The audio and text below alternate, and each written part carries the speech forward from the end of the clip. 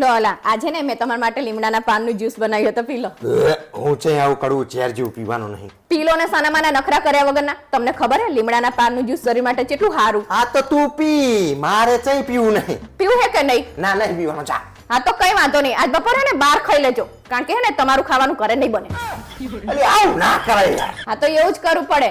અમે જો તમારી સામે સામ દામ દંડ ભેદ ના અપનાવીએ ને તો તમે માને એમ નહીં. પણ ભોંડી તું હે ને નવા ખતરા કરો રોજ મારી ઉપર. એક દાડો કારેલાનું જ્યુસ પીવડાવશે, એક દાડો બીટનું પીવડાવશે, એક દાડો કંઈક પેલો હરગવો કરીને પીવડાવશે. આમ જાણે કે હું ઉંદેડો હોય ને તું રિસર્ચ સાયન્ટિસ્ટ હોય ને એવી ફિલિંગ આવે મને. એ ભગવાન, હું તમારા ઉપર અખતરા નહીં કરતી, પણ તમે આ બધા જ્યુસ પીવો ને તો તમારું શરીરે સારું રહે અને લોહી શુદ્ધ બને. એટલે એનો મતલબ એવો થયો કે હવે તારે મારું લોહી શુદ્ધ પીવું હિમ ને.